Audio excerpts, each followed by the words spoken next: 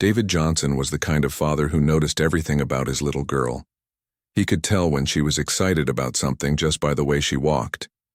He knew her favorite snacks, her silly jokes, and the exact face she made when she was thinking hard about something.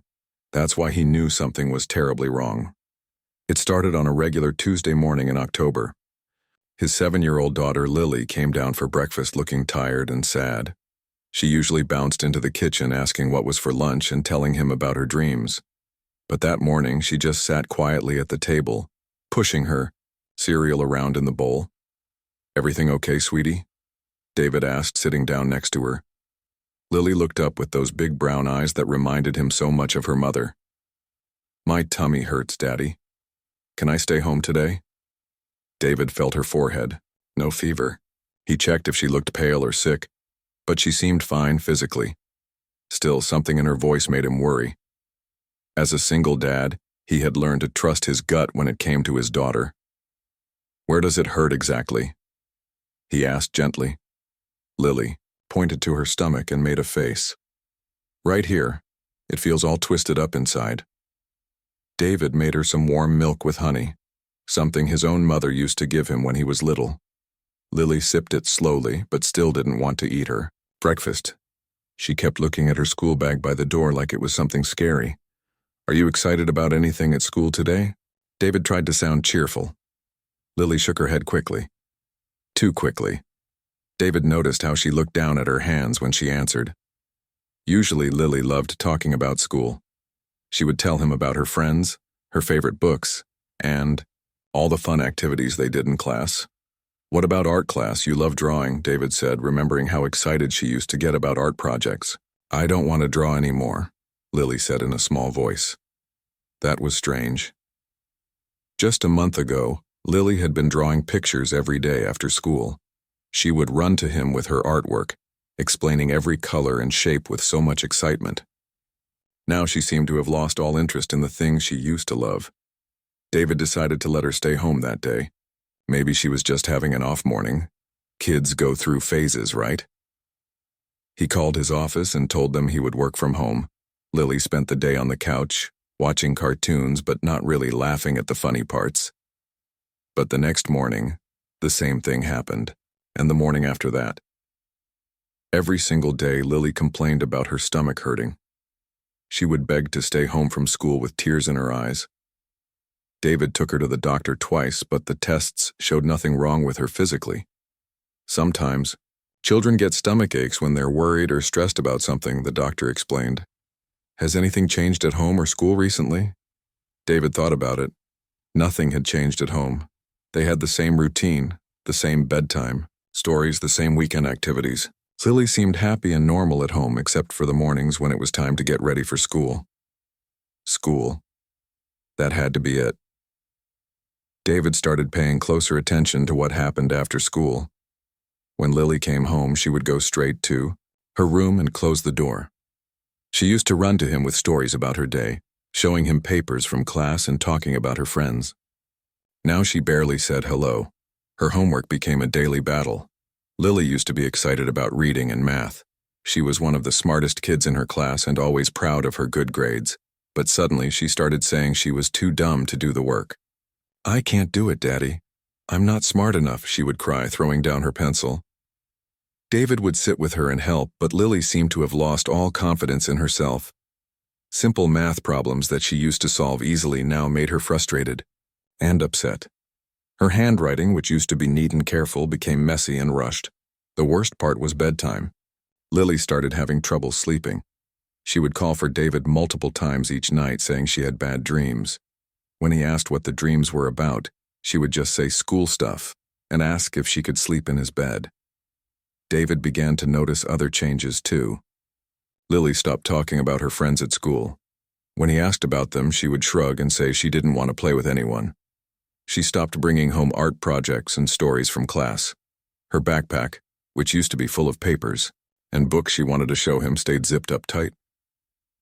One evening, David found Lily sitting on her bedroom floor, just staring at the wall. He sat down next to her and asked what she was thinking about. "Daughter, what's going on in that head of yours?" Lily looked at him with such sad eyes. "Daddy, Am I a bad kid? The question hit David like a punch to the chest. What? No, sweetie. You're the best kid in the whole world. Why would you ask that? I don't know, Lily whispered. I just feel bad all the time. David pulled her into a big hug. His heart was breaking. His happy, confident little girl was disappearing, and he didn't know why.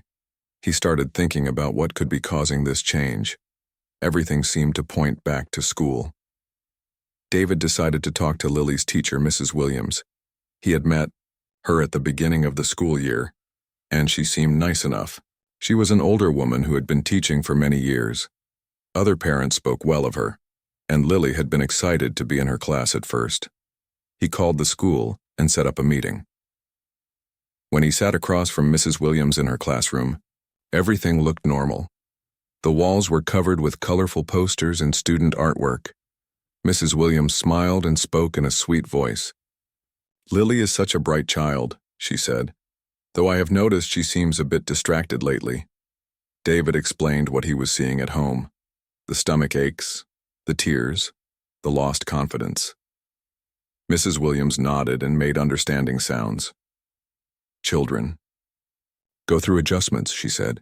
Sometimes the academic expectations in second grade can feel overwhelming. Perhaps Lily just needs more time to adapt. It sounded reasonable, but something didn't sit right with David. Mrs. Williams kept smiling, but her eyes seemed cold. When David mentioned Lily's reluctance to come to school, the teacher's expression changed for just a moment. It was quick, but David caught it. I'll keep an extra eye on her, Mrs. Williams promised. Sometimes children just need a little extra encouragement. David left the meeting feeling slightly better but still worried. That afternoon, when he picked up Lily from school, she looked even more upset than usual. Her eyes were red like she had been crying. How was your day, sweetheart? David asked as they walked to the car. Lily didn't answer. She just climbed into her car seat and stared out the window. David tried asking about different parts of her day, but Lily just shook her head or gave one-word answers. That night at dinner, David tried a different approach. Instead of asking direct questions about school, he started talking about his own day at work. Sometimes this would get Lily talking about her day too. I had a meeting with a really nice lady today, David said. She reminded me of your teacher, Mrs. Williams. Do you like having Mrs. Williams as your teacher? Lily stopped, eating, and looked down at her plate. Her whole body seemed to tense up at the mention of her teacher's name. I guess, she said quietly.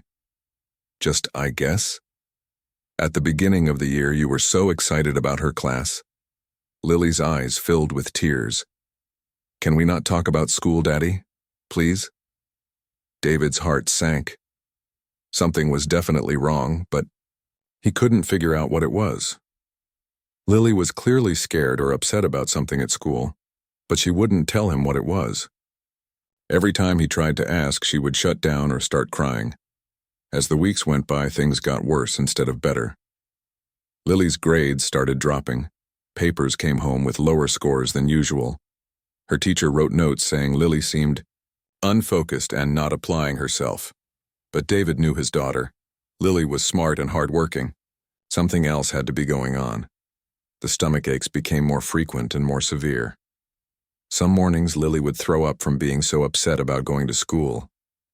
David found himself letting her stay home more often because he couldn't bear to see her so distressed. He started questioning his own parenting. Was he being too soft?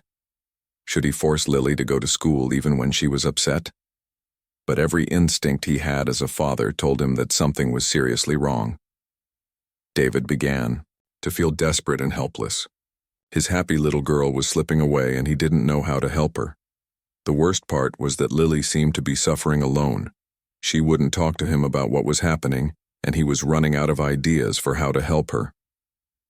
Late, at night after Lily finally fell asleep, David would lie awake thinking about what to do. He considered switching schools, but that seemed extreme if he didn't know what the problem was.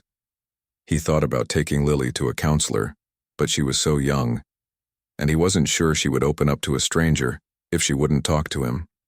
Every morning became a battle. Every afternoon pickup became a heartbreak. David felt like he was failing as a father because he couldn't protect his daughter from whatever was hurting her. The problem was, he had no idea what he was trying to protect her from. All he knew was that his little girl was in pain and he would do anything to make it stop. David couldn't sleep anymore. Every night he would lie in bed thinking about Lily and what might be happening to her at school. He had tried everything he could think of. He talked to the teacher, the school counselor, even the principal. Everyone gave him the same answer. Lily was just going through an adjustment period. But David knew his daughter better than anyone else. This wasn't just an adjustment. Something was seriously wrong, and nobody would listen to him. One morning, after another terrible night where Lily had woken up crying 3 times, David sat at his kitchen table with his laptop. He needed answers, and he wasn't getting them through normal channels. That's when he started researching something he never thought he would consider. He typed into the search bar, "small recording devices for children's safety." David felt uncomfortable, even looking at the results. Was this crossing a line? Was he being overprotective? But then he remembered how Lily had looked that morning, pale, scared, begging him not to make her go to school. His little girl was suffering, and he was the only one who could help her. He spent hours reading reviews and comparing different devices. He needed something small enough that nobody would notice it, but good enough to record clear audio for several hours. David felt like he was doing something wrong, but at the same time, he felt like he had no other choice. After much research, he found what he was looking for: a tiny digital recorder, no bigger than a small coin, that could record for up to 8 hours.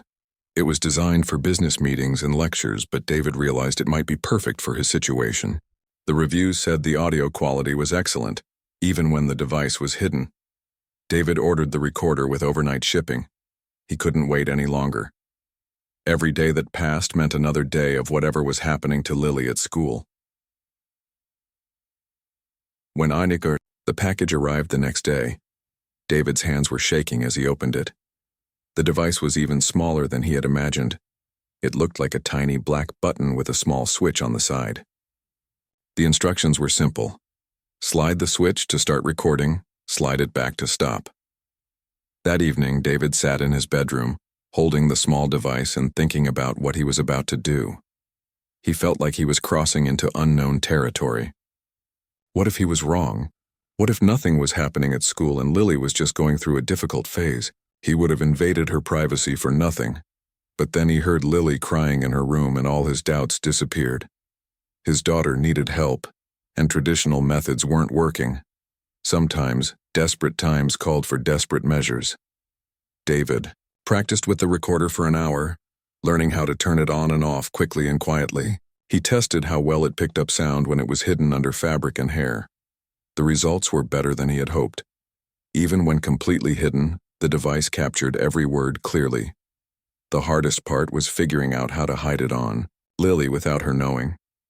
David didn't want to scare her or make her feel like she was being watched. He needed this to seem completely normal. The next morning, David got up extra early to prepare. He practiced in the mirror, trying to figure out the best way to hide the device in Lily's hair. She had thick, curly hair that would provide good coverage. He decided to use small bobby pins to secure the recorder close to her scalp, hidden underneath the top layer of curls. When Lily came down for breakfast, David's heart was pounding. She looked tired and worried, just like every other morning. For the past month, she sat at the table and barely touched her cereal. "Morning, sweetheart," David said, trying to sound normal. "Your hair looks a little messy today. Come here and let Daddy fix it for you." Lily walked over to him slowly. She was used to David helping her with her hair in the mornings. He was still learning how to do all the things her mother used to do. David's hands were trembling slightly as he combed through Lily's curls. He had already turned on the recording device and now he needed to secure it without her noticing. He worked carefully, using the bobby pins to attach the tiny recorder close to her scalp, where it would be completely hidden. "There we go," David said, trying to keep his voice steady. "You look beautiful." Lily smiled a little, the first smile he had seen from her in days. "Thanks, Daddy." As David drove Lily to school that morning, he felt like he was sending his daughter into enemy territory. He had no idea what he would discover, but he knew that by the end of the day he would finally have answers. "Have a good day at school, okay?" David said as Lily got out of the car. She turned back to look at him with those sad eyes. "I'll try, Daddy." David watched her walk into the school building, her small shoulders hunched forward like she was carrying the weight of the world. The recorder was hidden in her hair, and for the first time in weeks, David felt like he was actually doing something to help his daughter. The day felt endless. David tried to work, but he couldn't concentrate on anything. He kept checking his watch, wondering what was happening in Lily's classroom. Was she okay? Was the recorder working? Would he finally get the answers he desperately needed? David found himself imagining different scenarios. Maybe he would discover that nothing was wrong, and Lily was just having trouble adjusting to second grade. Maybe he would hear normal classroom activities and realize he had been overreacting. Part of him hoped that's what would happen. But another part of him, the part that knew his daughter better than anyone else, suspected he was about to discover something terrible. Around lunchtime, David got a call from the school nurse. His heart stopped. "Mr. Johnson, this is Mrs. Peterson from Lincoln Elementary. Lily came to see me this morning because she wasn't feeling well." "Is she okay?" David asked, panic rising in his chest. "She's fine now," the nurse said. "She had a stomachache and was quite upset. I had her rest in my office for about an hour and she seemed to feel better. She's back in class now." David thanked the nurse and hung up, but his worry only increased. Poor Lily had been so upset that she had to go to the nurse's office. What was happening in that classroom? The afternoon dragged on.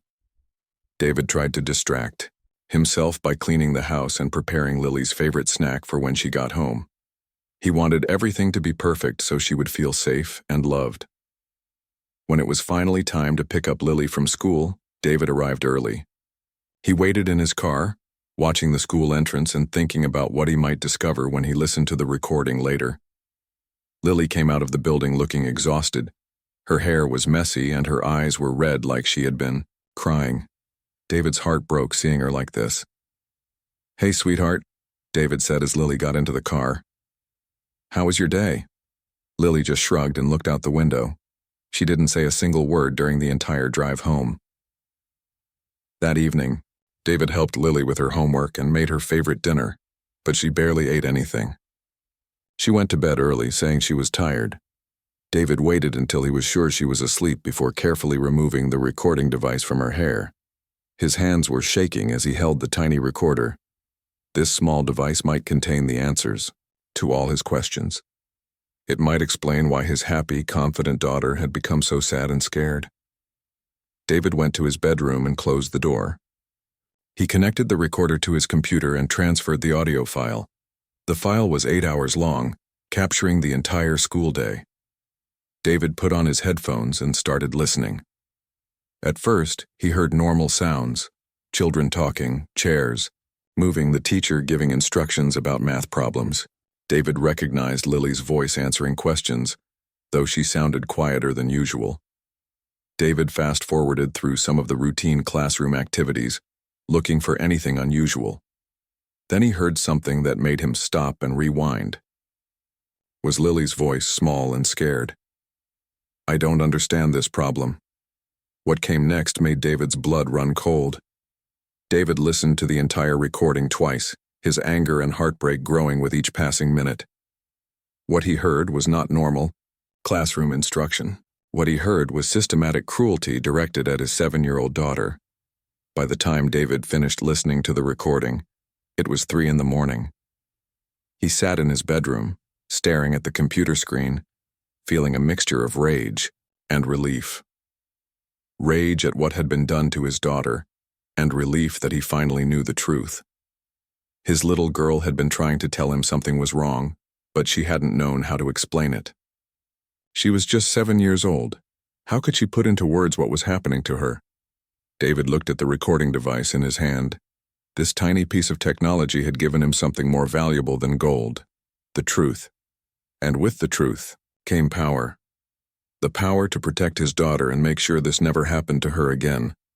Tomorrow, everything would change. But tonight, David finally had the answers he had been desperately searching for. David sat in his bedroom at 3 in the morning staring at his computer screen. The recording had finished playing, but he couldn't move. What he had just heard made him feel sick to his stomach. His worst fears had been confirmed, but the reality was even worse than he had imagined. For the past month, he had been sending his innocent 7-year-old daughter into a classroom where she was being treated terribly. And she had been too scared and confused to tell him what was happening. David rewound the recording to the beginning and listened again. This time, he took notes, writing down every hurtful word and cruel comment. He needed evidence. He needed proof of what Mrs. Williams was doing to his daughter and possibly other children. The recording started with normal morning activities. David could hear children chatting as they put away their backpacks and got ready for the day. Mrs. Williams was talking to the class about their math lesson for the day. Her voice sounded sweet and patient, just like it had when David met with her. But as the morning progressed, David began to notice changes in the teacher's tone. It was subtle at first, a slight edge to her voice when certain children asked questions. Then it became more obvious. About an hour into the recording, David heard Lily's voice for the first time. She was asking for help with a math problem. "Mrs. Williams, I don't understand how to carry the number," Lily said politely. There was a pause. Then Mrs. Williams responded in a voice that was completely different from her sweet teacher voice. "Lily, we went over this yesterday. Weren't you paying attention?" "I was trying to pay attention," Lily said, her voice getting smaller. "I just don't understand." "Well, try harder," Mrs. Williams snapped. "The other children figured it out just fine. Maybe you need to start listening instead of daydreaming." David felt his hands clench into fists. His daughter wasn't a daydreamer. She was actually very focused for a 7-year-old. And even if she had been distracted, no teacher should speak to a child that way.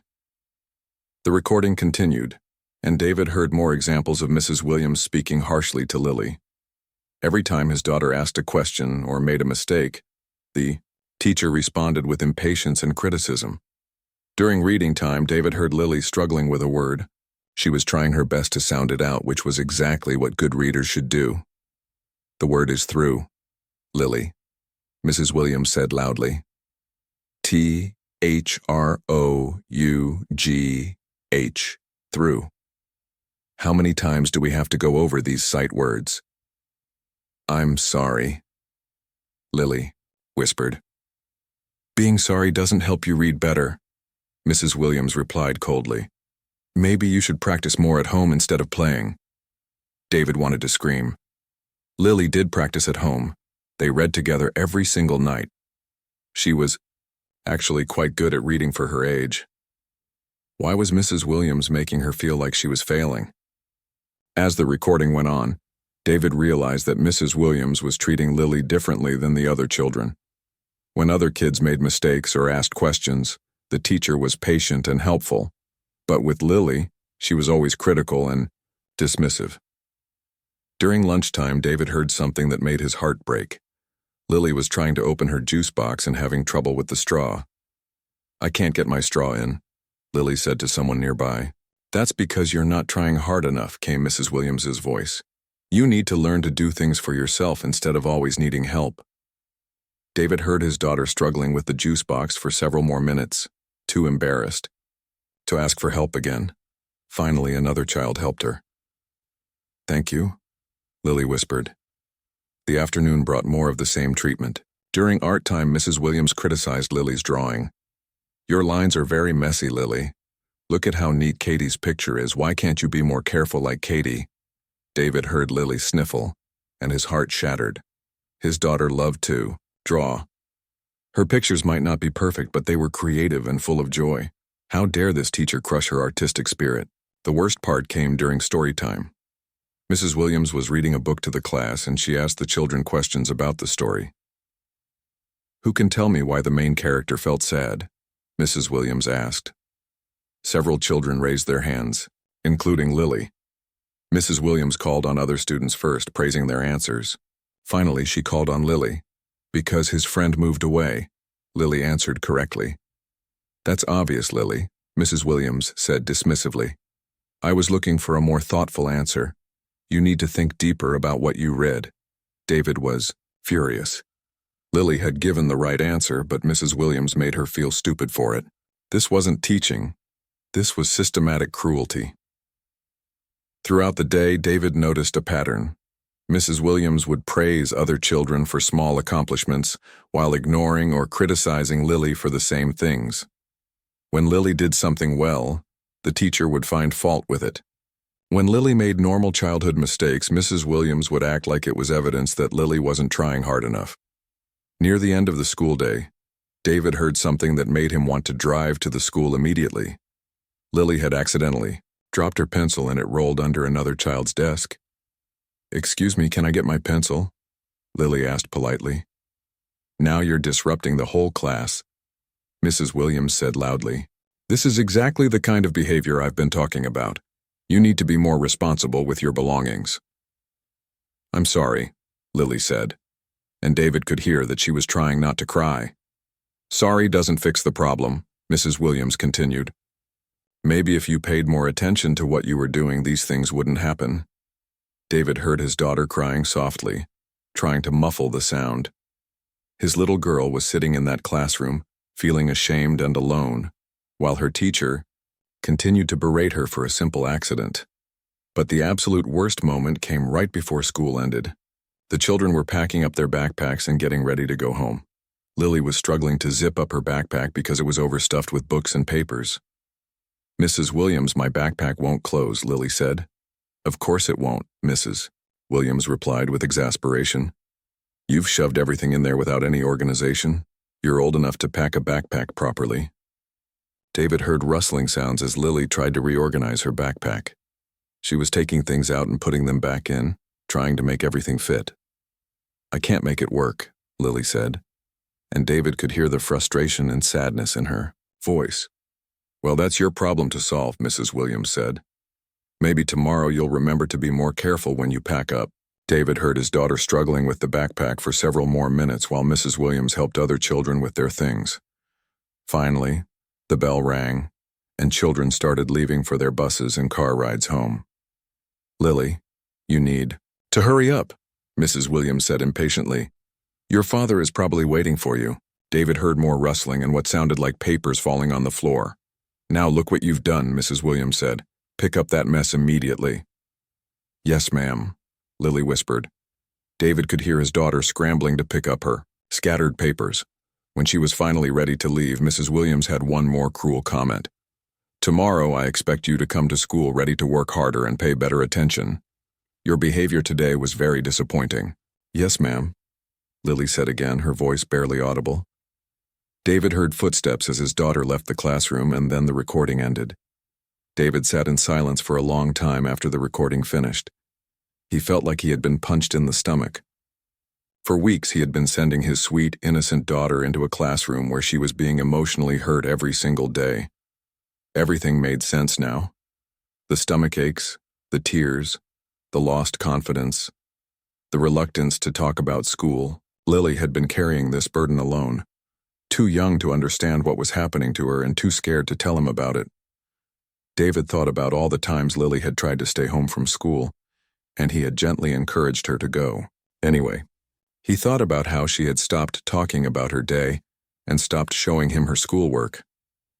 She had been trying to protect herself the only way she knew how, by withdrawing. David looked at the clock. It was almost 4 a.m, but he was wide awake. His mind was racing with anger and plans for what he needed to do next. Mrs. Williams had picked the wrong child to treat this way. She had messed with the wrong father's daughter. David made copies of the recording on 3 different devices. He wasn't taking any chances of losing this evidence. Then he started researching what he needed to do to file a formal complaint with the school district. As the sun came up, David could hear Lily stirring in her bedroom. Soon she would wake up and start getting ready for another day of school. But David was going to make sure this was the last day his daughter ever had to face Mrs. Williams again. He had the evidence he needed. Now it was time to get justice for his little girl. David didn't sleep at all that night. By the time the sun came up, he had already made his plan. He had copies of the recording saved in multiple places, and he had researched exactly what steps he needed to take. His daughter would never have to face Mrs. Williams again. When Lily woke up that morning, David was already dressed and ready. She came downstairs looking tired and worried, just like every other morning for the past month. "Morning, sweetheart," David said, giving her a big hug. "You don't have to go to school today." Lily looked up at him with surprise. "I don't?" "Nope. We're going to have a daddy-daughter day instead. How does that sound?" For the first time in weeks, Lily smiled a real smile. "Really? We can stay home together?" "Really," David said, hugging her tighter. "Go get back in your pajamas. We're going to watch movies and eat ice cream for breakfast." Lily ran upstairs, actually excited about something for the first time in ages. David watched her go, feeling a mix of happiness and determination. Today would be the beginning of making everything right. While Lily was getting changed, David made the first phone call. He called the school and told them Lily wouldn't be coming in today because she was sick. It wasn't exactly a lie. She had been sick with worry and fear for weeks. Then David called his work and told them he needed to take a personal day. His boss was understanding. David had been a good employee for years and he rarely took time off. Next, David called his lawyer. He had never needed a lawyer before, but he wanted to make sure he handled this situation correctly. The lawyer agreed to meet with him that afternoon to listen to the recording and discuss his options. David spent the morning with Lily, doing all her favorite things. They made pancakes with chocolate chips, built a fort out of couch cushions, and watched her favorite cartoon movies. For the first time in weeks, Lily laughed and acted like a normal 7-year-old. Around noon, David's phone rang. It was the school. "Mr. Johnson, this is Principal Martinez from Lincoln Elementary. We noticed that Lily has been absent quite a bit lately, and we wanted to check in and see if everything is okay." David felt his anger rising, but he kept his voice calm. "Actually, Principal Martinez, I need to schedule a meeting with you. There's something very important we need to discuss about Lily's classroom experience." "Of course," the principal said. "Is there a problem?" "Yes, there's a serious problem. Can we meet this afternoon?" They scheduled a meeting for 3 o'clock. David asked if the school district superintendent could also attend. Principal Martinez seemed confused by the request, but agreed to try to arrange it. After lunch, David took Lily to his mother's house. He didn't want her to overhear any of the difficult conversations he was about to have. "Grandma is going to take care of you this afternoon while Daddy takes care of some important business," David explained. "Is everything okay, Daddy?" Lily asked. She had gotten very good at sensing when adults were worried. David knelt down to her level and looked into her eyes. "Everything is going to be okay, sweetheart. Daddy is going to make sure of it." His mother, Patricia, was happy to watch Lily for the afternoon. David had called her earlier and explained a little bit about what was happening. She was shocked and angry on behalf of her granddaughter. "That poor baby," Patricia said, giving Lily an extra tight hug. "Well, she's safe here with me." David's first stop was his lawyer's office. Attorney Robert Chen listened to portions of the recording with a serious expression on his face. When it was over, he shook his head in disgust. "This is clearly inappropriate behavior from a teacher," he said. "You have solid evidence of emotional mistreatment. The school district will have to take this seriously." David felt relieved to have professional confirmation that what he heard was as bad as he thought it was. "What are my options?" David asked. "First, we present this to the school administration and demand immediate action," the lawyer explained. "If they don't respond appropriately, we can file complaints with the state education department and consider other legal options." David left the lawyer's office feeling more confident. He wasn't just an angry parent making accusations. He had evidence and legal backing. At 3 o'clock, David walked into Lincoln Elementary School with a briefcase containing copies of the recording and documentation of everything that had happened. Principal Martinez was waiting for him, along with the district superintendent, Dr. Rebecca Foster. "Thank you both for meeting with me on short notice," David said as they sat down in the principal's office. "What I'm about to share with you is very serious." David explained how he had noticed changes in Lily's behavior and how his concerns had been dismissed when he tried to address them through normal channels. Then he told them about the recording device.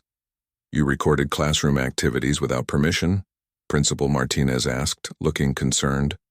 "I was protecting my daughter when no one else would listen to me," David replied firmly. "And what I discovered will shock you." David played selected portions of the recording for the administrators. He watched their faces change from skepticism to horror as they heard Mrs. Williams' voice treating Lily with such cruelty. Dr. Foster spoke first.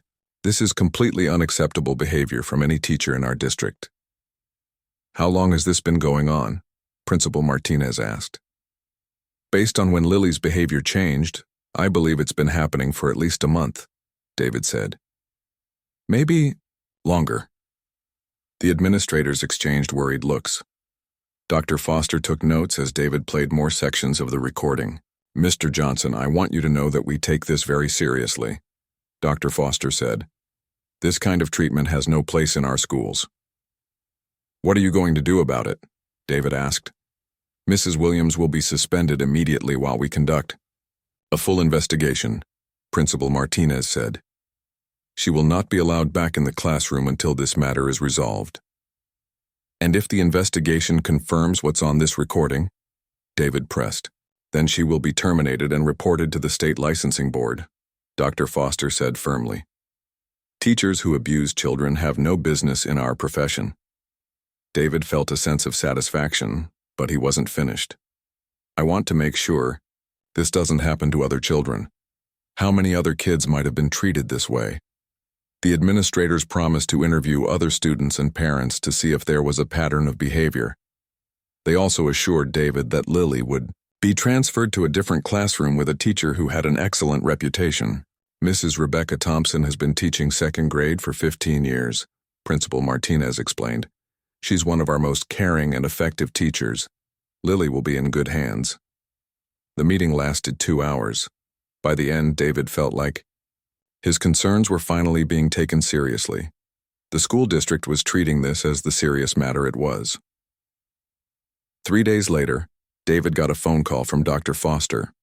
The investigation had revealed that Mrs. Williams had been treating several other children inappropriately.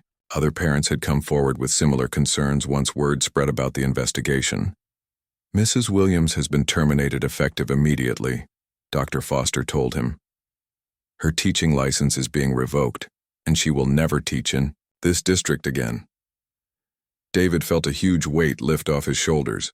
Justice had been served. The healing process for Lily took time, but it happened gradually. Her new teacher, Mrs. Thompson, was everything the administrators had promised. She was patient, kind, and encouraging. Within the first week, Lily came home excited about school for the first time in months. "Mrs. Thompson said my drawing was beautiful today," Lily told David with a big smile.